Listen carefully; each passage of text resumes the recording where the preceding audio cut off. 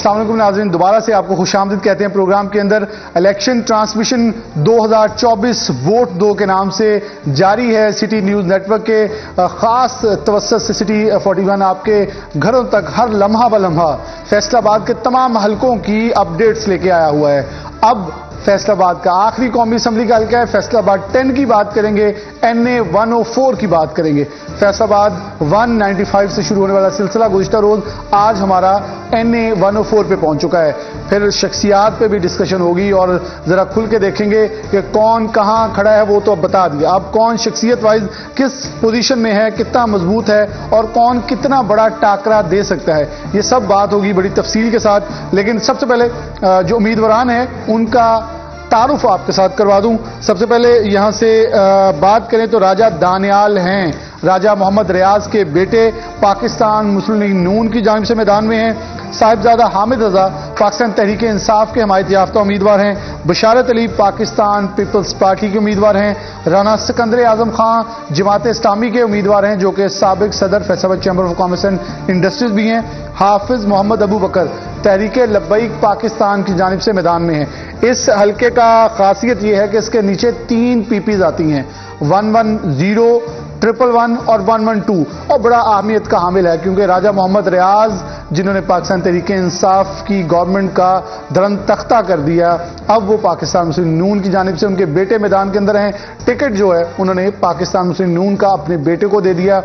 Panel میں ظفر ڈوگر صاحب ہمارے ساتھ ہی موجود ہیں، جبکہ میاں طاہر ایوب صاحب نے ہمیں جوائن کیا، بلدیاتی رہنما ہیں اور NA 104 سے ہی تعلق رکھتے ہیں، تو اس لیے ذرا اہمیت کا حامل یہ چیز ہو جائے گی کہ یہ اس حلقے سے ہیں، تو ان سے بھی کچھ اس حوالے سے، کیونکہ میاں صاحب سے یہ کر لیں گے نا تھوڑا سا نیوٹرل رائے بھی ہمیں دے دیں کہ اس وقت گراؤنڈ ریئلٹی کے اوپر کیا چل رہا ہے، کیونکہ بلدیاتی چیئرمین اور متعدد بار رہنے کے باوجود یہ یہاں کافی حد تک جو ہیں وہ ایکٹیو بھی ہیں۔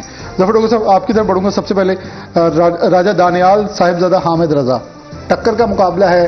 بہت سارے پنڈت راجہ دانیال کو ایک نوجوان سیاستدان ہونے کے ناطے کچھ سٹیپ بیک کرتے ہیں، لیکن پیچھے ایک قداور سیاستدان کھڑا ہے سیسا پلائی دیوار بن کر اور کمپین بھی کر رہا ہے۔ کچھ ذاتی وجوہات پہ، صحت کی وجوہات پہ وہ خود تو وڈرا کر گئے، لیکن بیٹے کو اس میدان میں اتارا۔ کیا دیکھتے ہیں، یہ آسان ہے راجہ ریاض کے لیے سیٹ واپس لے جانا، یا صاحبزادہ حامد رضا جن کے والد بھی یہاں سے 2 بار MNA اور MP بھی رہ چکے ہیں، وہ کچھ موو دکھا دیں گے؟ بلال دیکھیے، جو صاحبزادہ حامد رضا ہیں وہ کہیں نظر نہیں آ رہے پورے حلقے میں۔ ان کا پرسنل ووٹ بینک میں نہیں سمجھتا کہ کوئی بہت زیادہ ہے، اس حلقے میں ان کا کوئی ووٹ بینک نہیں ہے، اور بہت کم ووٹ اگر پرسنل کیپیسٹی میں وہ کھڑے ہوں تو ان کو ملے گا۔ لیکن جو ووٹ بینک راجہ ریاض کا پرسنل ووٹ بینک ہے، راجہ ریاض فیملی کا، وہ ان کو ملنا ہے۔ اور پرسنالٹی وائز بھی آپ دیکھیں، نو ڈاؤٹ صاحبزادہ حامد رضا نے بہت ہی سینسٹیو موضوعات کو چھیڑا ہے، اور وہ اینٹی اسٹیبلشمنٹ ایلیمنٹ کے طور پہ سامنے آئے، انہوں نے بڑی پاپولیرٹی گین کی۔ لیکن ایون دین وہ ابھی ان کا پس منظر جو ہے وہ ایک مذہبی ہے، لیکن ان کی ایکسیپٹنس کا لیول ابھی وہ نہیں ہے جو راجہ ریاض فیملی کا ہے۔ لیکن جس آستانے سے تعلق رکھتے ہیں وہ آستانے تو کھل کے ان کی کسی کی سپورٹ نہیں کر رہا ہے، وہ جو اصل آستانے کے سجادہ نشین ہیں وہ خاموش ہیں۔ بہت ساری محافل میں، بہت ساری مجالس میں جو سیاسی ہیں ان میں وہ نظر آئے، لیکن وہ موو نہیں دے رہے، تو اس کا مطلب ہے کہ ان کی طرف بھی کھل کے تو نہیں کھیل رہے۔ میں تھوڑا سا یہ بالکل ایسا ہے، ابھی اسٹیبلشمنٹ چلیں گے تو پھر جہاں جہاں ان کا زور چلے گا وہ بھی آپ کو روکنے کی کوشش کریں گے۔ لیکن صاحبزادہ حامد رضا کا سب سے بڑا پلس پوائنٹ جو مجھے اٹریکٹ کرتا ہے یا اچھا لگتا ہے کہ یار ایک بندہ بڑا جرأت مندانہ موقع انہوں نے، اس وقت جب کہ طالبان کی جو تحریک عروج پہ تھی تو بہت کم لوگ بولتے تھے ان کے خلاف، انہوں نے اس وقت مزاحمانہ رول ادا کیا، مزاحمت کی اور زبردست طریقے سے کنفرنٹ کیا کہ، اور جو ہمارے علماء کا معتدل مزاج ایک موقف تھا کہ ہمارا یہ موقف ہے جو اندرون ملک TTP کی بات کر رہا ہوں، تو وہ پھر اس میں سب سے پہلے اس وقت یہ سامنے آئے تھے، لیکن حلقے میں نظر نہیں آ رہے، حلقے میں نظر نہیں آ رہے کوئی اتنا، اور پھر ان پہ کیسز بھی ہیں 9 مئی کے۔ تو ان کے برعکس آپ دیکھتے ہیں راجہ ریاض کا بیٹا راجہ دانیال بیرسٹر ہے، پڑھا لکھا ہے، حلقے میں جاتا ہے، سافٹ امیج ہے، اور وہ بہت بھرپور کیمپین چلا رہا ہے، گلی گلی محلہ محلہ کریہ کریہ، وہ مطلب جہاں جہاں موقع ملا انہیں چھوٹی چھوٹی جگہوں پہ بھی جلسے کیے، کارنر میٹنگز کی. راجہ ریاض کا بیک گراؤنڈ بڑا ظاہر ہے، ان کا اپنا ووٹ بینک بھی ہے، پی ایم ایل این کا بھی ہے، لیکن جو صاحبزادہ حامد رضا جس چیز پہ تکیہ کیے بیٹھے ہیں وہ ہے کہ پی ٹی آئی کا ووٹ بینک. پی ٹی آئی کا ووٹ بینک لازمی بات ہے، جب وہ پی ٹی آئی کے ٹکٹ یا ان کی طرف سے حمایت یافتہ قرار دے دیے گئے ہیں تو اس پورے حلقے میں جتنا بھی پی ٹی آئی کا ووٹ بینک ہے اس میں وہ اس پہ امید لگائے بیٹھے ہیں. اور دیکھنا یہ ہوگا، پھر اس وقت خود وہ موجود نہیں ہیں، کہیں بھی ان کی کوئی بظاہر نظر نہیں آ رہا کہ وہ اتنی ایکٹیو کیمپین کہیں چلا رہے ہو، لیکن پھر سارا بوجھ آ جاتا ہے اینڈ پہ الیکشن ڈے پہ کہ کیا الیکشن ڈے پہ آج خود لوگ نکلیں گے اتنی بڑی تعداد میں پولنگ اسٹیشنوں پہ جائیں گے اور ان کو کامیاب کروائیں گے، یا پھر صاحبزادہ صاحب نے ایسا انتظام کر رکھا ہے کہ وہ لوگوں کو پولنگ اسٹیشن پہ لے جائیں گے. کیونکہ بہت بڑی تعداد ایسی ہوتی ہے، ان کو آپ لے جائیں تو چلے جائیں گے، نہیں لے جائیں گے تو نہیں لے کے جائیں گے. تو اس لیے پھر میں سمجھتا ہوں کہ بڑا ٹف ہوگا ان کے لیے. ہو سکتا ہے وہ جیت بھی جائیں، لیکن بظاہر جو آثار نظر آ رہے ہیں وہ صرف الیکشن ڈے پہ لگائے بیٹھے ہیں کہ لوگ صحیح ہے. جن کے ساتھ وہ ہوتے تھے وہ اب دوسروں کی طرف ہیں تو اس لیے مشکل تو ہوگا. میاں صاحب آپ کی طرف بڑھوں گا. یہاں مذہبی ووٹ بینک بہت زیادہ ہے، یہاں اہل حدیث کا، تشیعہ کا، اہل سنت والجماعت کا اور دیوبند کا، تمام فقہ جو ہیں وہ بڑے مضبوط ہیں، اور اس حلقے کو یہ کہا بھی جاتا ہے یہاں سے ہمیشہ جو ہے مذہبی ٹرن آؤٹ کو بھی کیش کیا جاتا ہے. آپ اس حلقے کے رہائشی ہیں، اگر بڑی نیوٹرل سی رائے لیں جو کہ آپ ہمیشہ دیتے بھی ہوتے ہیں، تو کیا دیکھتے ہیں کہ یہ اس کے ڈائنامکس کیا ہیں حلقے کے؟ جی بسم اللہ الرحمن الرحیم. شکریہ بلال ڈوگر. اصل میں مذہبی جو ووٹ بینک ہے مسئلے کی بنیاد پہ وہ تو کبھی بھی کسی ایک مسئلوں کو نہیں پڑتا، وہ آپس میں تقسیم ہوتا ہے. اور عمومی طور پہ سابقہ ادوار میں ہم نے دیکھا ہے کہ جب یہاں پہ 2 پارٹی سسٹم پیپلز پارٹی اور نون لیگ کا چلتا تھا تو جو اہل تشیع کا ووٹ تھا وہ پیپلز پارٹی کو پڑ جاتا تھا اور دیگر جو تھے ووٹ وہ مسلم لیگ نون کو پڑتے تھے. تو اب بھی ظاہر ہے یہاں پہ مذہبی جماعتوں کی نمائندگی تو ہے، الیکشن تو لڑ رہے ہیں، لیکن جو دیگر مسالک ہے وہ تقسیم ہے. جیسے اوپر لیول پہ آپ دیوبندی مکتبہ فکر کی نمائندگی مولانا فضل الرحمان کرتے ہیں اور ان کا مسلم لیگ نون کے ساتھ اتحاد ہے. اہل حدیث مکتبہ فکر جو ہے اس کی نمائندگی سعید میر صاحب، وہ بھی ان کے گو کے 2-3 بڑے گروپ ہیں، وہ بھی نون لیگ کے ساتھ ہے. لیکن ابھی ان کا جو گروپ علیحدہ ہوا ہے علامہ احتشام اللہ ظہیر صاحب کا، انہوں نے جماعت اسلام کی حمایت کا اعلان کر دیا. اس لیے مذہبی ووٹ بھی تقسیم ہے. تو کوئی لبیک والوں نے اپنا کینڈیڈیٹ دیا ہوا ہے، تو بریلوی مسلک ظاہر ہے کہ اقلیتی مسلک ہے ہمارا، وہ سارا تو سارا لبیک کی طرف نہیں جائے گا، وہ بھی تقسیم ہے دیگر پر کچھ سیاسی پارٹیوں کچھ مذہبی پارٹیوں کو. لیکن مجھے یاد ہے کہ صاحبزادہ فضل کریم صاحب نے ایک مرتبہ یہاں پہ اپنی پارٹی کی بنیاد پہ اس وقت وہ شاید میں فضل کریم سے دوبارہ جاری رکھوں گا. 2 بار یہاں سے ایم این اے بھی رہے، ایم پی اے بھی فیصل آباد سے رہے، لیکن جب ٹکٹ نہیں تھا تو پھر وہ یہ الیکشن لوز کر کے اللہ ان کے غریق رحمت کرے. لیکن یہاں سے بات وہیں سے شروع کریں گے. ایک بریک ہے، بریک کا وقت ہو رہا ہے، آپ ہمارے ساتھ موجود رہیے گا. پبلک کی خصوصی نشریات سٹی 41 کی جاری ہے. مہمان ہمارے ساتھ موجود ہیں. میاں صاحب سے بات ہو رہی تھی. میاں صاحب شارٹلی اور اگر ہم بریفلی جائیں تو یہ ہلکا ڈائنامکس کے اوپر بات آپ کر رہے ہیں. جی میں یہ بات کر رہا تھا کہ یہاں پہ آپ پوچھ رہے تھے کہ مذہبی، میں یہ سمجھتا ہوں کہ صاحبزادہ فضل کریم صاحب نے جب کسی پارٹی کی ٹکٹ کے بغیر صرف مذہبی ووٹ کی بنیاد پہ الیکشن لڑا ہے تو وہ 5-4 ہزار سے زیادہ ووٹ نہیں لے سکے.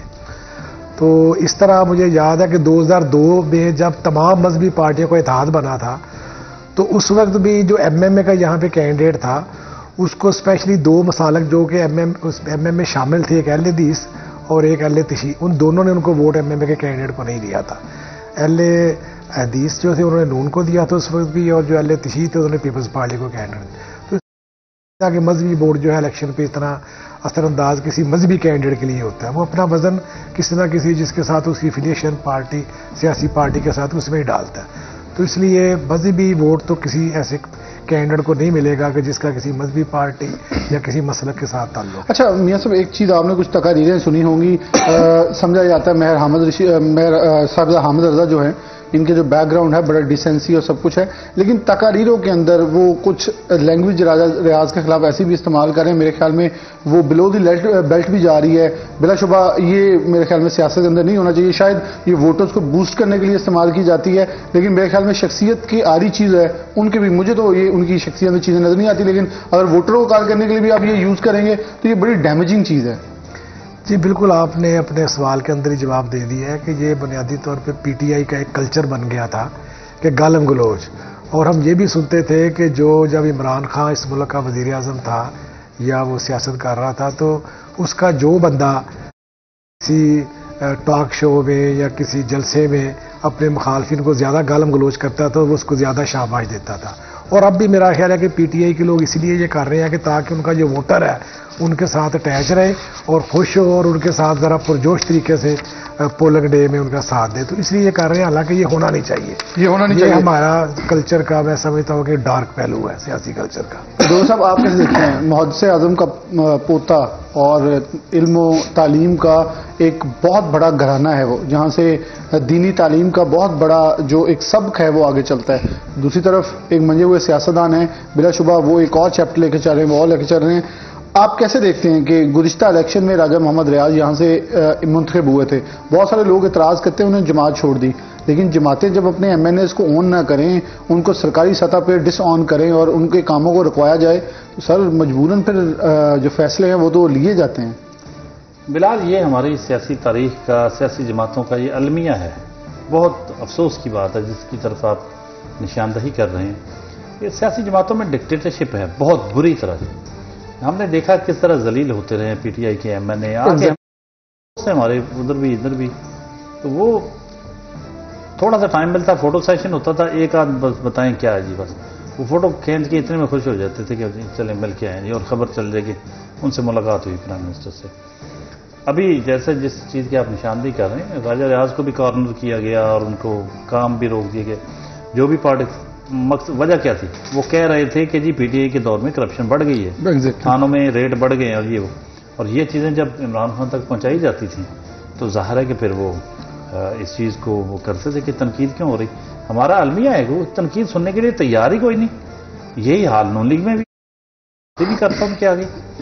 تو ہاں البتہ جماعت اسلامی ایسی ہے کہ جہاں مشاورت ہوتی ہے، سیاسی جماعتوں میں واحد جماعت ایسی ہے جہاں شرائیت ہے، مشاورت سے فیصلے ہوتے ہیں، ڈسکشن ہوتی ہے، کئی بعض کا بہت طویل ڈسکشن ہوتی ہے. تو ٹھیک ہے کہ کچھ بعض ہنگامی نوعیت کے فیصلے کچن کیبنٹ کر سکتی ہے، لیکن کلچر کو فروغ دینے کی ضرورت ہے. تنقید والے کلچر کو حسن ہوتا ہے. دیکھیں جمہوریت کا حسن ہے ڈائلاگ، ڈسکشن، ڈیبیٹ. اگر آپ یہ ڈیبیٹس کا راستہ روکیں گے، تنقید کا راستہ روکیں گے، تو پھر تو ایک یہ کو نواب رسول اللہ کہا کرتے تھے کہ سیاسی جماعتیں فوجی رجمنٹ نہیں ہوتی کہ جہاں ہر چیز ایک ہی لائن آف ایکشن بس سیدھا یوں، وہ ان کا اپنا ڈسپلن ہوتا ہے. تو اس لیے میں سمجھتا ہوں کہ یہاں سیاسی جماعتوں کی وجہ سے لوگ سیاسی پارٹیاں چھوڑنے پر مجبور ہو جاتے ہیں. میں شارٹلی ذرا آگے بڑھوں گا کیونکہ 3 پی پیز ہیں. ذرا شارٹلی مہر حامد رشید ہیں، پی پی 110 کی بات ہم تھوڑی سی کریں گے. مہر حامد رشید ہیں پاکستان مسلم نون کی جانب سے. حسن نیازی ہیں پاکستان تحریک انصاف کے حمایت یافتہ. اشفاق احمد قائم ہیں پاکستان پیپلز پارٹی کے. امجد قیوم احمد پراچا ہیں جماعت اسلامی کے، جبکہ رانا محمد شکیر ہیں تحریک لبیک پاکستان کے. سر کیونکہ یہاں بریک آگے آ جانی ہے تو میں شارٹلی چاہوں گا پوائنٹ مہر حامد رشید، حسن نیازی. دیکھیں مہر حامد رشید کا بہت زیادہ وقت ہے، بہت زیادہ ورک ہے، بہت کام کیا اس نے، جبکہ حسن نیازی تو کہیں نظر نہیں آئے، لیکن ان کا بھی فوکس سارا 8 فروری پہ گاڑی کے ساتھ لٹکتے رہے ضرور. ہاں وہ 8 فروری پہ ہے کہ اس دن شاید پی ٹی آئی کے کارکن نکل آئیں تو پی ٹی آئی کے حمایت یافتہ امیدوار کو ووٹ ڈال دیں. اگر ایسا ہوتا ہے کہ یوتھ آ جاتی ہے تو اور بات ہے، لیکن جو گراؤنڈ پہ ورک نظر آ رہا ہے وہ حامد رشید کا ہے، اور کام بھی انہوں نے کافی کروایا اور اس وقت ایکٹیو بھی بہت ہیں، کیمپین بڑی زبردست کر رہے ہیں.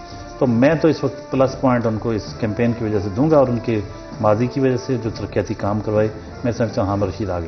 حامد رشید آگے. میاں صاحب آپ دونوں کو کیسے ڈفرینشیٹ کرتے ہیں، کون کہاں کتنا تگڑا نظر آ رہا ہے؟ جی اصل میں گراؤنڈ ریالٹی تو یہی ہے کہ جتنے بھی، میں تو اسپیشلی بلدیاتی نمائندے بات کروں گا، ابھی گراؤنڈ ریالٹی یہ ہے کہ ہر حلقے میں جو بلدیاتی نمائندے ہیں، صاحب کا چیئرمین ہے اور کونسلرز ہیں، وائس چیئرمین ہے، جیتے ہوئے ہارے ہوئے ہیں، وہ تمام کے تمام مسلم لیگ نون کی سپورٹ کر رہے ہیں.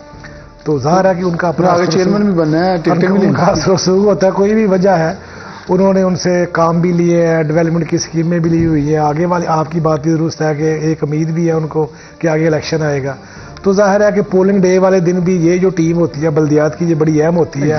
ان کے گلی محلے میں ایک رابطے ہوتے ہیں اور انہوں نے ہی ووٹ نکالنا ہوتا ہے. تو اس لیے میں یہ سمجھتا ہوں کہ حسن ایک نیا لڑکا ہے.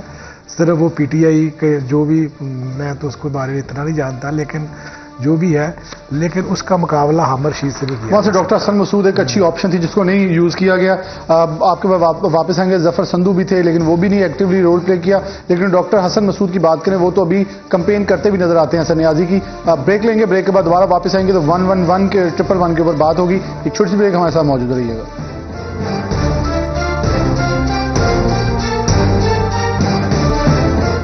ویلکم بیک ناظرین, دوبارہ سے پروگرام کے اندر خوش آمدید کہتے ہیں.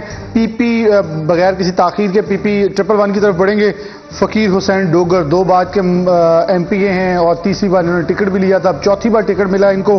پاکستان مسلم نون کی جانب سے میدان کے اندر ہیں, جبکہ بشار علی ڈوگر پہلی بار بلدیات کے بعد صوبائی اسمبلی کے حلقے کے لیے میدان میں آئے ہیں. ٹکٹ پہلے تو نہیں ملا تھا لیکن اس بار انہیں ٹکٹ مل گیا ہے. پاکستان تحریک انصاف کے حمایتی یافتہ ہیں. اشفاق حسین پاکستان پیپلز پارٹی کی جانب سے میدان میں ہیں. ڈاکٹر خالد محمود جماعت اسلامی کی طرف سے, بہت بڑا نام ہے ڈاکٹر خالد محمود کا. متعدد ہسپتالوں کے اندر میڈیکل سپرنٹینڈنٹ کے فرائض سر انجام دیتے رہے, بڑے لائق انسان ہے. محمد حامد رضا تحریک لبیک پاکستان کی طرف سے میدان کے اندر ہے. ڈوگر صاحب, فقیر حسین ڈوگر, بشار علی ڈوگر, ڈاکٹر خالد محمود. یہاں میں ڈاکٹر خالد محمود کو اس لیے رہا ہوں کہ ایک بہت ہی فیصل آباد کا معروف نام ہے. اگر وہ چاہیں اور ان کے میرے خیال میں پیشنٹس بھی ایکٹیولی رول پلے کریں تو اچھا ووٹ بینک کریٹ کر سکتے ہیں. کیسے دیکھتے ہیں آپ اس حلقے کو؟ جی, ڈاکٹر خالد محمود فخر ہمارے دوست ہیں, بڑا اچھا, بہت خوبصورت شخصیت کے مالک ہیں. بڑا کام ہے ان کا اپنے شعبے میں, شہر میں بڑی خدمت کی ہے انہوں نے لوگوں کی. مگر انفارچونیٹلی یا فارچونیٹلی, میں نہیں کہنا چاہ رہا کہ یہ خوش قسمتی ہماری ہے یا بدقسمتی ہے یا اس کے ذمہ دار وہ خود ہیں. جماعت اسلامی نہیں کہنا چاہ رہا, مذہبی جماعتیں شاید خود اس کی ذمہ دار ہیں کہ لوگ ان کی طرف اٹریکٹ ہو نہیں رہے. بہت مسائل, مطلب یہ اب جماعت اسلامی کے امیدوار ہیں. جی ایگزیکٹلی. اگر یہی پیپلز پارٹی کی طرف سے آ جائیں, مسلم لیگ نون کی طرف سے آ جائیں یا پی ٹی آئی کی طرف سے آ جائیں تو آپ ایک دم سے ان کو اٹھا دیں. اس کا مطلب قوم نے بحثیت مجموعی مذہبی جماعتوں کو ریجیکٹ کیا ہے. اب میں نہیں, ابھی بلیم گیم میں نہیں پڑھتے. ہم جب دیکھتے ہیں کہ یہاں لبرلز کو زیادہ لوگوں نے ووٹ دیے ہیں ہمیشہ. آپ دیکھیں P M L N liberal جماعت, Pakistan people's party liberal and progressive جماعت ہے. ایم کے ایم کراچی میں لبرل, مطلب وہ ان کا تشدد کا ایلیمنٹ نکال دیں تو A N P liberal and progressive ہے. تو پورے ملک میں آپ دیکھیں کہ ہمیشہ جب سے پاکستان بنا ہے مذہبی جماعتوں کو جماعتوں نے لفٹ نہیں لوگوں نے کروائی. وہ سمجھتے ہیں کہ یہ شاید مسجد کے اندر ہے یا درس کے لیے ٹھیک رہتے ہیں, لیکن مذہبی جماعتوں نے ہمیشہ کوشش کی ہے کہ وہ ان کو بھی وہ حکومت میں آئیں اور ہاں مختلف ادوار میں 10-10, 15-15 ان کے ایم این اے بنتے رہے پریشر گروپس کی شکل میں, لیکن بحثیت مجموعی پاکستان میں مذہبی جماعتوں کو قبول نہیں کیا لوگوں نے. سر یہاں تھوڑا سا میں آگے چلوں گا. یہاں اگر ہم بات کریں, ڈاکٹر خالد محمود فخر ذاتی حیثیت میں اچھے آدمی ہیں, لیکن حلقے میں ان کی اس طرح سے کوئی سیر نہیں ہے. اصل مقابلہ یہاں جو ہے وہ فقیر حسین ڈوگر جو پی ایم ایل این کے ہیں اور بشارت علی ڈوگر جو پی ٹی آئی کے حمایتی یافتہ ہیں, ان کے درمیان مقابلہ ہے. اور فقیر حسین ڈوگر جو ہے 2 دفعہ ایم پی اے رہ چکے ہیں, بہت زیادہ ترقیاتی کام کروائے ہیں, اپنے حلقے میں بہت پاپولر ہیں اور بہت ہی بھرپور کیمپین انہوں نے چلائی. مجھے فرینکلی ان کی پوزیشن بہت زیادہ مضبوط نظر آ رہی ہے. تو اس لیے رانا شعیب ادریس کے بعد یہ واحد حلقہ ہے جہاں پوزیشن کلیئر ہے, جہاں آپ یہ دیکھیں ایک بار سروے ہوا کہ پچھلی دفعہ کی بات کریں کہ ان کے ٹکٹ پہ بات ہوئی کہ یار وہ دیا جائے یا نہ دیا جائے, تو سب سے زیادہ لیڈ سے جیتنے والا جو فیصل آباد میں جو ایم پی اے تھا حسین ڈوگر سے, تو وہ سارے جو فیصلے کرنے والے تھے کہ دیا جائے یا نہ دیا جائے وہ سارے ہار گئے, اور جن کے بارے میں فیصلہ ہو رہا تھا وہ جیت گیا اور سب سے زیادہ لیڈ لے کے. اس حلقے کو بڑا ڈیمیجنگ لیا جا رہا تھا کہ نون لیگ یہ لوز کر جائے گی 2018 میں, لیکن جیسے جیتے ہیں اور پھر وہ کینڈیڈیٹ جو کہ مقابلے میں تھا کچھ تگڑا سمجھا جا رہا تھا وہ یہاں سے میدان سے آؤٹ ہو گئے. اور اس لیے میں سمجھتا ہوں کہ فقیر حسین ڈوگر پی پی 111 کے سب سے مضبوط امیدوار ہیں. اور انہی کی جیت کے سب سے زیادہ چانسز ہیں. میں آگے بڑھوں گا. میاں صاحب آپ کیسے دیکھتے ہیں؟ یہاں امیدوار اچھے ہیں، آپ کس کو کیا ریٹنگ دے رہے ہیں؟ جی فقیر صاحب ڈوگر صاحب میرے ساتھ ناظم بھی رہے ہیں، اس سے پہلے کونسلر رہے ہیں، اور بالکل ٹھیک ہے، 2 مرتبہ وہ ایم پی اے بنے ہیں، ان کے پاس بڑا تجربہ ہے. بشارت علی ڈوگر بھی میرے ساتھ ناظم اور اس وقت چیئرمین بھی تھا. لیکن بہرحال تجربے کے لحاظ سے اور ٹیم کے لحاظ سے فقیر صاحب ڈوگر آگے ہیں. تو باقی ڈاکٹر خالد فخر صاحب اچھا ورک کر رہے ہیں اور اچھے ووٹ وہ وہاں سے لے جائیں گے، ان کا روی خاصا بہتر ہے. لیکن اس اندر یہ نہیں لگتا کہ بشارت علی ڈوگر جو ہیں ان کو ایک نیگیٹو پوائنٹ یہ بھی ملتا ہے کہ Noon league P T I, Noon league P T I 6 ماہ نہیں کرتے، بلکہ ٹکٹ مل گیا تو ٹھیک ہے، نہیں تو very next day, very next moment, آپ کا تجربہ بھی ہے، ویری نیکسٹ مومنٹ چینج ہو جاتے ہیں موقع سے. یہ پاکستان تحریک انصاف کے ووٹر دیکھتے ہیں اس موقع پہ، تو ان کو چاہیے جو جماعت کے ساتھ ڈٹ کے کھڑے رہیں لوگ. یہ آپ کی بات بالکل درست ہے، لیکن میرا خیال ہے کہ یہ بھی ہماری سیاست کا ایک المیہ ہے کہ ووٹر یہ بات نہیں دیکھتا. ہاں بالکل صحیح. ووٹر دیکھتا ہے کہ جس کو پارٹی نے ٹکٹ دے دیا، ووٹر کہتا ہے جی بس اس کے ساتھ ہے، بے شک وہ بندہ. اس سے پہلے ہمارے اس حلقے پہ پی پی 112 جو ہے، پہلے پی پی 111 تھا، یہاں پہ پی ٹی آئی کے بہت سے لوگوں نے ورک کیا تھا، لیکن کسی کو ٹکٹ نہیں ملا. اور 3 دن پہلے شکیل شاہ پی ٹی آئی میں شامل ہوا تھا، ٹکٹ اس کو مل گیا اور لوگوں نے پی ٹی آئی والوں نے ووٹ بھی دے دیا. اب وہ مل نہیں رہے، اب وہ وہی نا، اس لیے وہ یہ بھی المیہ ہے کہ پارٹیوں کو بھی دیکھنا چاہیے اور ووٹوں کو بھی دیکھنا چاہیے کہ اگر پارٹی نے غلط فیصلہ کیا تو ووٹر کم از کم اس فیصلے کو رد کریں، لیکن یہاں پہ ایسا ہوتا نہیں. چلے شارٹلی ہم آگے بڑھ جاتے ہیں، پی پی 112 کی طرف موو کریں گے 111 سے. اور 112 کے اندر اسرار احمد خان جو ہیں وہ پاکستان مسلم نون کی جانب سے میدان میں ہیں، گزشتہ الیکشن میں بھی تھے لیکن جیت نہیں پائے. چودھری اسد محمود خان، چودھری عمر دراز کے بیٹے، فیصل آباد کا ایک پرانا اور درینہ گھر اور ایک تگڑا گھر جو ہے، ان کے سپوت جو ہے میدان میں ہیں. انتظار عدیل تاج پاکستان پیپلز پارٹی کی جانب سے، جبکہ اسد محمود پاکستان تحریک انصاف کے حمایت یافتہ ہیں. جماعت اسلامی کے محمد اشفاق اوان، تحریک لبیک پاکستان کے وحید احمد. بریک لیں گے، بریک کے بعد اسی حلقہ پی پی 112 پہ جو ہے وہ اپنا اس پروگرام کی اس ٹرانسمیشن کو یہاں سے کلوز کریں گے، پھر اگلے دوسرے حلقے ہوں گے. لیکن اس حلقے کے لیے ایک بریک کا انتظار کریں، ہمارے ساتھ موجود رہیے گا. ویلکم بیک ناظرین، دوبارہ سے پروگرام کے اندر خوش آمدید کہتے ہیں. آخری بریک میں آخری حلقے کا، فیصل آباد کے آخری اور آخری حلقہ ڈسکس ہو رہا ہے، صوبائی اسمبلی کا بھی، قومی کے بعد پی پی 112. ڈاکٹر صاحب، اسرار احمد منع خان، اسد محمود خان، انتظار عدیل تاج، محمد اشفاق اوان، وحید احمد، کس کو کتنا تگڑا دیکھ رہے ہیں آپ؟ دیکھیے جی، اسرار احمد منع خان جب ان کا ماضی دیکھتے ہیں تو انہوں نے پچھلی دفعہ 5,800 سے ہارے تھے. 57,000 کچھ ووٹ تھے شکیل شاہد کے، اور ان کے 51,000 کچھ ووٹ تھے، یعنی کہ کچھ 6,000 کا فرق تھا، 5,800 کا فرق. تو کافی ووٹ لیے انہوں نے. جب ان کے اس الیکشن کو دیکھتے ہیں تو پھر اس کی بنیاد پر وہ سارا پروپیگنڈا غلط ثابت ہو جاتا ہے کہ شاید کسی غلط امیدوار کو ووٹ دیا گیا، پاپولر نہیں ہے شاید اپنے حلقے میں. 2018 میں تو بڑے بڑے برج الٹ گئے تھے نون لیگ کے. بالکل. اس میں تو رانا ثناء اللہ خان شہری حلقے سے ہار گیا، ملک نواز ہار گیا، شیخ اعجاز ہار گئے، اور مطلب اس ویو میں اگر منع خان بھی ہار گیا تو پھر کوئی اتنی بڑی بات نہیں. لیکن وہ جو چاروں ایم این اے ہیں وہ کہتے ہیں ہمیں ہروانے والے بھی یہی تھے. نہیں، ان کو اپنے طور پہ بھی جیتنا چاہیے نا. اسی پی پی سے سارے ہارے، اسی پی پی کو یہ چاروں کو چکور بنتی ہے. نہیں، لیکن جو میں نے ابھی ذکر کیا وہ سارے بالکل صوبائی اسمبلی کے بتائے ہیں.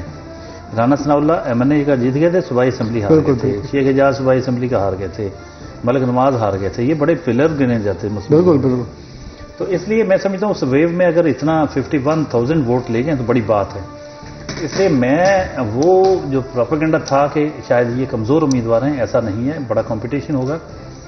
اسد عمر دراز جو ہیں بالکل ایک سیاسی گھرانے سے ان کا تعلق ہے. فرسٹ ٹائم وہ ایم پی کا الیکشن لڑ رہے ہیں. نوجوان ہیں، چناب کلب کے سیکرٹری رہے ہیں، بڑے اچھی پرکشش شخصیت کے مالک ہیں. ابھی دیکھیں حلقہ جو ہے یہاں سے اب دیکھنا ہوگا کہ کیا ریئیکشن یوتھ کا کس طرح کا آتا ہے. لیکن ان کے والد صاحب چودھری عمر دراز بھی کسی دور میں ایم پی رہے ہیں. جی. اب بہت گیپ آ گیا. ایک بار ان کے بھائی ہار گئے تھے. بالکل. پاکستان پیپلز پارٹی جانب سے عزت محمود ایم این اے کا الیکشن لڑا تھا، ہار گئے تھے.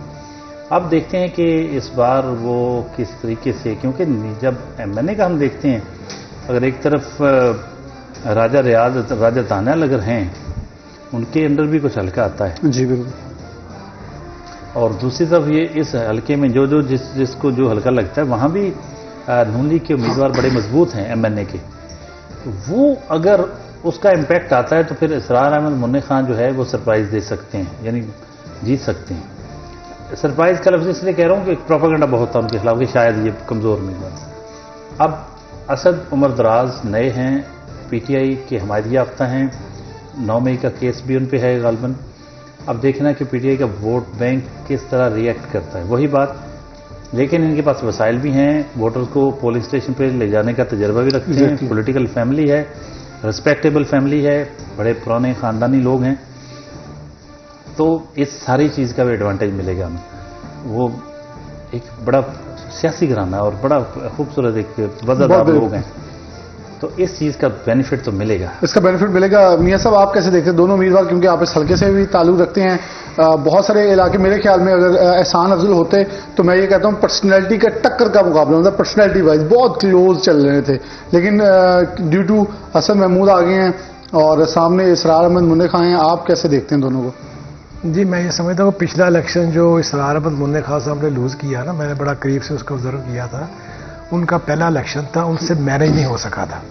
اگر وہ اپنا الیکشن کچھ ان کا جو ان کے سمجھ لے کے بعض اوقات کسی جگہ پہ جذباتی ہو جاتے, اس وجہ سے بھی مسائل بنے, ان سے مینیج نہیں ہو سکا, جس وجہ سے وہ اتنے سے ووٹوں سے ہار گئے.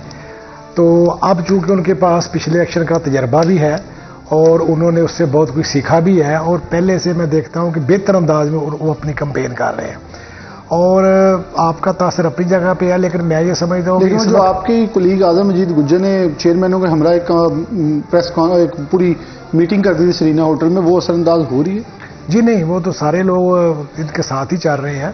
وہ تو ویسے ایک تھا کہ چلے کسی چیئرمین کو ٹکٹ مل جائے تو بہتر ہے, لیکن جتنا میں سمجھتا ہوں کہ مسلم لیگ نون کے جن لوگوں نے اپلائی کیا تھا نا ٹکٹ کے لیے, تو میں تو میری ذاتی رائے ہے کہ ان میں سے سب سے بہتر یہی ہیں جو اپنی بہتر انداز میں کمپین چلا رہے ہیں. باقی ہر کسی کے پاس خوبیاں اور خامیاں ہوتی ہیں, لیکن دوسری طرف جو اسد محمود ہیں ان کا یہ کہ 85 میں ان کے والد MPA بنے تھے دوسرے شہر والی حلقے میں.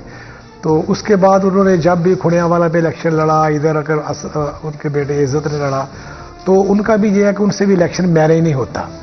اب اسد نے ایک تو کام کیا ہے کہ یوتھ اس کی طرف اٹریکٹ ہے, بالکل یوتھ اٹریکٹ ہے, لیکن اب دیکھیں کہ پولنگ والے دن جو بھی زیادہ اسرار احمد منع خان کے پاس ایک تجربہ ہے جو اسد کے پاس نہیں ہے اس طرح کا, تو جو زیادہ مینیج الیکشن کر جائے گا وہ لے جائے گا, جو زیادہ مینیج کر لے گا الیکشن وہ یہاں سے ون کرے گا.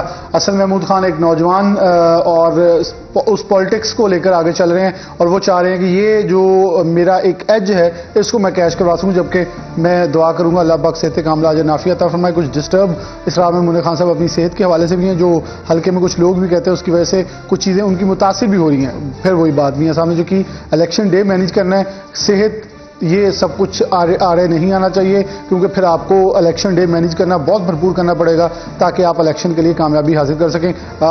اس پروگرام سے اس حلقوں کی تفصیل سے ابھی تک کے لیے اجازت دیں. پروگرام اگلے میں حاضر ہوں گے, ظفر ڈوگر صاحب ہوں گے آپ کے ساتھ, لیکن مجھے ابھی تک کے لیے اجازت دیجیے. اللہ حافظ.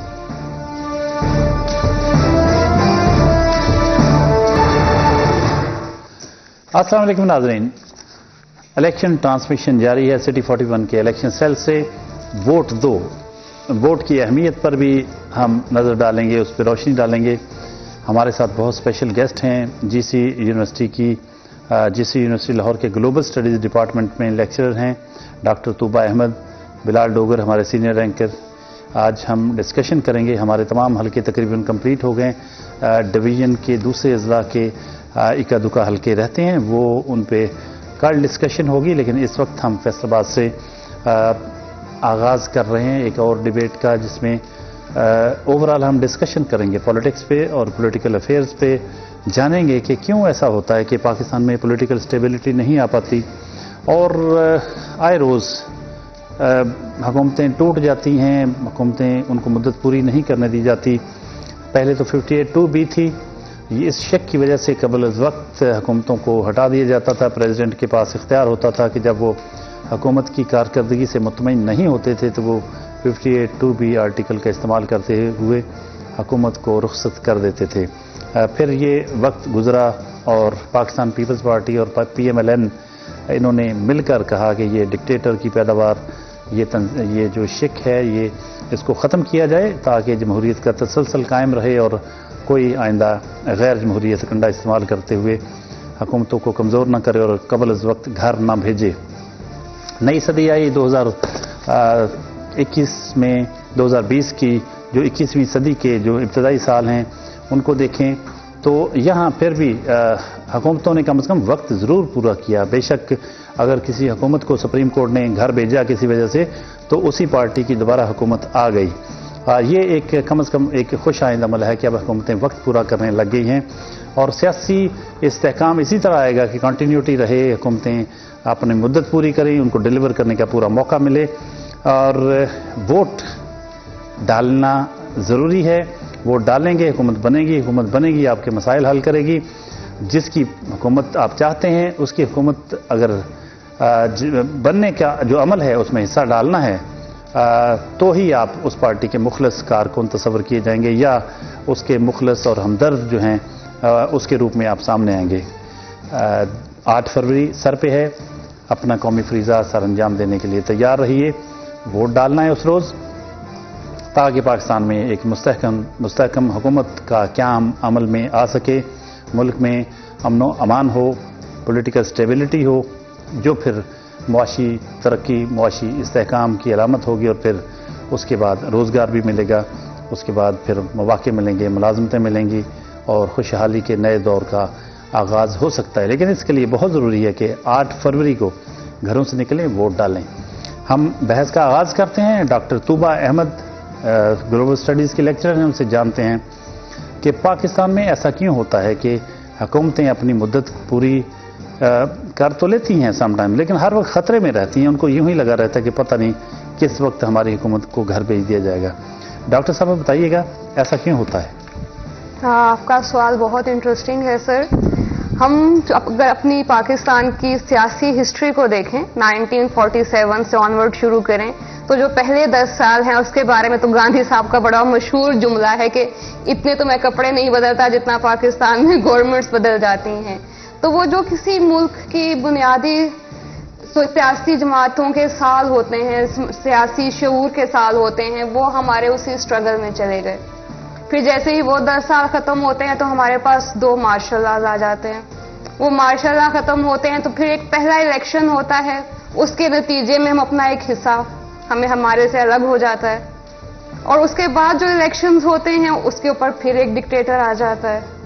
جب وہ ڈکٹیٹر جاتے ہیں پھر جب الیکشنز آنا شروع ہوتے ہیں تو وہ ایک ریس ہے 10 سال کی جس میں کبھی اس ٹائم مسلم لیگ نون نہیں تھی، مسلم لیگ نون تھی، وہ صرف پاکستان مسلم لیگ تھی وہ، اور کبھی پیپلز پارٹی آ رہے ہیں 2.5 سال وہ لگا رہے ہیں 2.5 سال وہ لگا رہے ہیں۔ تو ہم لوگ سیاسی طور پر اتنے اسٹرانگ ہو ہی نہیں سکے، اتنے مضبوط ہمارا بیک گراؤنڈ بن ہی نہیں سکا کہ جس کی بنیاد پہ ہم کہہ سکیں کہ اب ہم سیاسی طور پر ایک اچھی حکومت کو اسٹیبلش کر سکتے ہیں یا ہم اپنے بچوں کو، اپنی ینگ جنریشنز کو ہم خود ایک پولیٹیکل ویو رکھنے والے قوم ہیں۔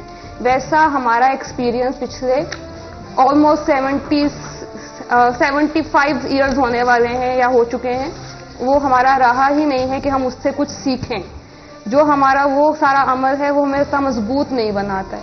اس میں میڈم ایک چیز کہیے گا کہ ایک سیاسی قوتیں تو جو ایک غیر جمہوری قوتیں تو اس کی ہوتی ہی ہیں ذمہ دار، لیکن سیاسی جماعتوں نے بھی کوئی سبق نہیں سیکھا۔ یہ سوال میں بلال ڈوگر سے پوچھتا ہوں کہ کیا سیاسی جماعتوں نے اپنا کردار ذمہ داری سے نبھایا؟ انہوں نے پولیٹیکل پروسیس کو اور پولیٹیکل افیئرز کو اتنا مضبوط کیا، اپنی پارٹیوں میں جمہوریت لائے کہ کسی کو شب خون مارنے کا موقع نہ ملے، کوئی آپ کی حکومتوں کو قبل از وقت نہ گرا سکے، آپ کے خلاف سازشیں نہ ہو سکیں، جمہوری عمل کا उस प्रोसेस को रोका ना जा सके, इसके लिए पॉलिटिकल पार्टीज का किरदार कैसा रहा? जो मैं जवाब देना चाह रहा था, मेरे बहुत ही दिल को लगने वाला सवाल आया जिस पर मैं बोलना चाह रहा। बरतानिया के अंदर रहने के बाद एक चीज़ इलेक्शन देखने के बाद जो मुझे महसूस हुई कि यहाँ इमरान खान साहब स्टेज पे आके मगरिब की मिसाल देते हैं, नवाज शरीफ देते हैं, जरदारी साहब देते हैं, सब कहते हैं मगरिब को देखें। मगरिब के अंदर पहले पार्टी के अंदर खास तौर पर एक उम्मीदवार होते हैं, फलां हल्के से 6 उम्मीदवार, उनका आपस में इलेक्शन होता है, 2 टॉप ऑफ द लिस्ट आ जाते हैं, उनके दरमियान मुकाबला होता है। यहाँ तो पार्टी इलेक्शन ही नहीं करवाते, यहाँ सिलेक्शन होती है। देखें फिर जो सिलेक्शन से आने वाले लोग हैं, जो तंग गलियों से नहीं आते बल्कि सीधी क्रेन से ऊपर चढ़ के आपके कमरों के अंदर दाखिल हो जाते हैं, वो आप पहले प्रोग्राम में जिक्र हम भी कर चुके हैं कि भारी भरकम पैसों की जो अब खुशबू है, वो चकोचांद रोशनियां हैं और पैसे चलते हैं, गाड़ियां चल रही हैं, वो सब कुछ जो है इस तरफ ले चुकी है इस वक्त सियासत को कि जो उम्मीदवार ऐसे आएंगे तो फिर वो ऐसे ही जाएंगे। जो फिलहाल हमारा रीजनल चैनल है, तो आप फैसलाबाद की पॉलिटिक्स को भी जहन में रखते हुए बताइए क्या यहाँ हमारे सियासी रहनुमाओं का जो इस पोजीशन में थे कि वो टिकटें दे सकते या दिला सकते या बाअसर लोग थे अपनी पार्टियों में, क्या उनका रवैया भी जमहूरी रहा है अपनी पार्टियों के अंदर टिकटें तकसीम करने के हवाले से? सर ये तो मुझे कोई पुराने जगीरदारों वाला नजर आता है कि अगर ये लोग पढ़े लिखे और अच्छे सामने आ गए तो फिर ये तो हमें कवर अप कर जाएंगे। ये अपने कांधे नहीं देते बल्कि अपना सर खुद कुचलने का मौका देते हैं, जिसमें शेख एजाज जैसे लोग हैं, तलाल चौधरी हैं, एहसान अफजल है, जिन्होंने इस पार्टी के लिए खिदमत सर अंजाम दी, कुर्बानियां दी, और पढ़े लिखे डेडिकेटेड लोग हैं। नौजवानों के नाम पर मजाक उड़ाया जाता है, ऐसे लोगों को असम्बली में लेके आया जाता है जो हर साल सिर्फ जीसी यूनिवर्सिटी फैसलाबाद एग्रीकल्चर से कोटे पर बच्चों के एडमिशन करवाते हैं। इस तालीमी निज़ाम का मजीद बेड़ा करते हैं ना कि ठीक है थाना कचहरी की सियासत होती है। और वो लोग जिनकी शायद डिग्रियां भी एक सवालिया निशान के ऊपर होती हैं, तो डेफिनेटली फिर हम उनसे उम्मीद क्या रखेंगे? वो पार्टी को भी नहीं मजबूत कर सकते, इलाके को मजबूत भी नहीं कर सकते, और एक सोच परवान चढ़ती है जो कि फैसलाबाद के अंदर जराइम पेशा अफराद की भरमार हुई, कारोबार तबाह हो गए लोगों के, तो इसी का सारा सरचश्मा है। जी बिल्कुल, बहुत ज़बरदस्त डिबेट जारी है। सियासी जमातों का जो किरदार है उस पर बात कर रहे हैं। मैडम डॉक्टर तूबा अहमद हमारे साथ मौजूद हैं, बिलाल डोगर हैं। इस डिबेट को इसी तरह आगे बढ़ाएंगे, लेकिन वक्त हुआ एक छोटी सी ब्रेक के बाद दोबारा मिलते हैं, हमारे साथ रहिए।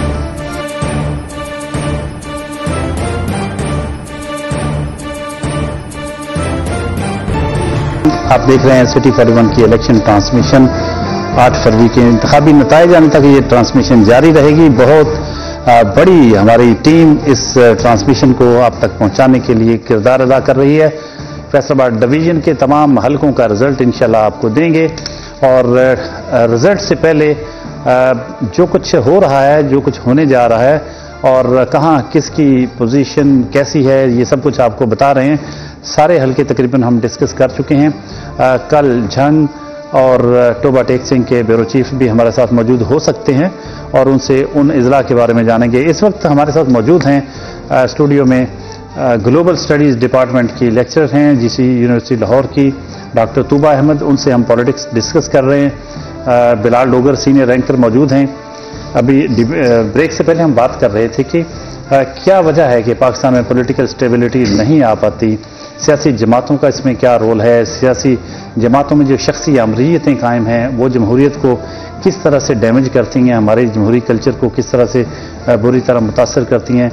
अब हम जानेंगे कि किस तरह से जो सियासत में पैसे का अमल दखल कब से शुरू हुआ और अब कहाँ तक पहुँच चुका है। डॉक्टर साहब कहिएगा, ये कभी माजी में बड़े बड़े इल्ज़ामात लगते थे पॉलिटिशियंस पर, इवन भुट्टो साहब के बदतरीन मुखालफिन भी उन पर बहुत सारे इल्ज़ाम लगाते होंगे, लेकिन कोई करप्शन का इल्ज़ाम नहीं कभी लगाया गया था उन पर। लेकिन फिर एक दौर ऐसा आया जिसमें बहुत सारे जो नई नई दौलत जिनके पास आई थी वो लोग आए और गैर जमाती इंतखाबात के नतीजे में सामने आए, तो फिर एक करप्शन कल्चर आया, पैसे की रेल पेल हो गई। अब तो सियासत अमीरों का खेल बन के रह गया है, पैसे वालों का। ये किस तरह से हमारी सियासी इक़दार को मुतासर कर रहा है और जमहूरियत के लिए किस तरह से ये ज़हर कातिल है? सर, सबसे पहली बात तो ये कि सियासत एक बिजनेस है। इस टाइम पूरी दुनिया में सियासत एक बिजनेस है। इसमें टिकट परचेजिंग से लेके लॉबिंग में आपको वहां पे जो एसेट्स शो कराने हैं और आपने इस्तेमाल कितने करने हैं, इलेक्शन कमीशन क्या चीज़ की इजाज़त दे रहा है और आप कितने बैनर्स लगा रहे हैं, वो बैनर्स फ्री نہیں پرنٹ ہوتے, وہ چیزیں فری نہیں ہیں, کوئی نہ کہیں ان کو پے کر رہا ہے. اور جب وہ آپ کے اوپر کسی نہ کسی طریقے سے انویسٹ کر رہا ہے, دیٹس مین وہ ان دا ریٹرن اگلے 5 سال میں آپ سے ڈبل ریکویسٹ کر سکتا ہے, مانگ سکتا ہے کہ میں نے تم پہ اتنا انویسٹ کیا, تم مجھ پہ کیا انویسٹ کرو گے. اگر آپ انویسٹ نہیں کر پائیں گے, اس کی انویسٹمنٹ پوری نہیں ہوگی, تو کرپشن ہے, چیزیں صحیح نہیں ہو رہی ہیں. لیکن ایسا کیوں نہیں ہو سکتا میڈم کہ جس طرح امریکہ میں بھی فنڈ ریزنگ ہوتی ہے, پارٹیاں کرتی ہیں, لیکن طریقہ کار مختلف ہے. وہاں مختلف دعوتیں ہوتی ہیں, بہت سارے عمراء سے اور مختلف لوگوں سے پیسہ لیا جاتا ہے پارٹیسپیشن کے نام پہ, اور پھر وہ پارٹی فنڈ کے طور پر استعمال ہوتا ہے. لیکن یہاں تو سارا بوجھ پارٹیاں جو ہیں وہ امیدواروں پہ ڈال دیتی ہیں, وہ کروڑوں کی انویسٹمنٹ کرتے ہیں اور امیدواروں پہ پھر ٹھیکیدار لگاتے ہیں پیسہ. تو یہاں جب امیدوار کی جیب سے بھی بہت لگنا ہے تو پھر وہ ظاہر پیسے پورے کرے گا. تو ہمارے یہاں طریقہ کار چینج کیوں نہیں ہو جاتا؟ دیکھیے سر, ہم پہلی تو انفارچونیٹلی ہم جن لوگوں سے اپنی وہ کرتے ہیں, مثالیں لیتے ہیں, ان کا سسٹم ہماری پیدائش سے بھی, ہماری اسٹیٹ کی پیدائش سے بھی کئی 100 سال پرانا ہے.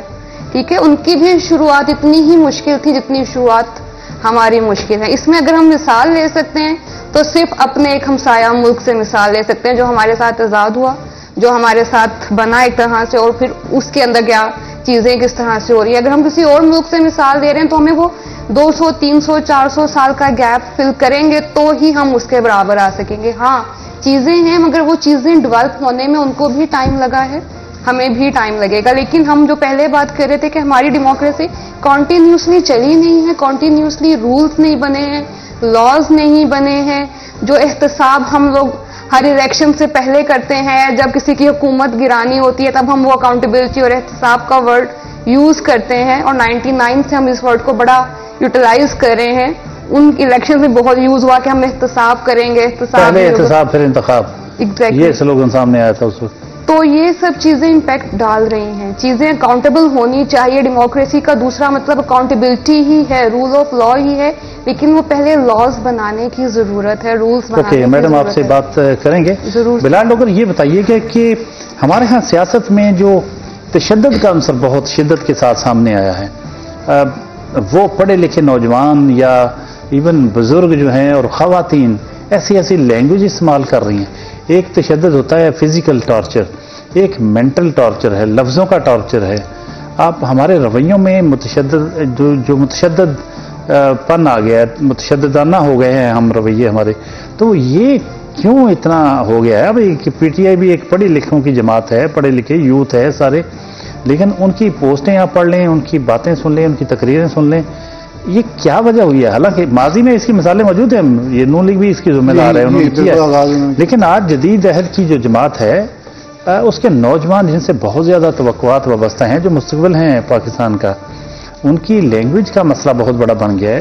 یہ تشدد کیوں آیا ہماری سیاست؟ سر, آپ کا یہ کوشچن بڑا ہی اہم ہے, کیونکہ اگر آپ بات کریں تو میرے خیال میں جو آپ نے ذکر کیا ہے کہ پرتشدد, میرے خیال میں سر پرتشدد سے زیادہ لا علم رکھنے والے لا علم ہیں. اور اس کی وجہ یہ ہے کہ کسی بھی سیاسی جماعت نے اپنا ورکر اور ووٹر تربیت یافتہ نہیں بنایا. وہ مجھے یاد ہے ننکانے کا وہ جلسہ جب 2018 سے پہلے شیر رشید صاحب یہاں کہہ رہے تھے, مرو گے, مارو گے, جلاؤ گے, لٹ جاؤ گے. بلال, یہ بڑی زبردست مثال آپ نے دی ہے. بات یہیں سے کنٹینیو کریں گے. بات اس وقت ایک بریک لینی ہے, بریک کے بعد دوبارہ حاضر ہوں گے. ناظرین, بہت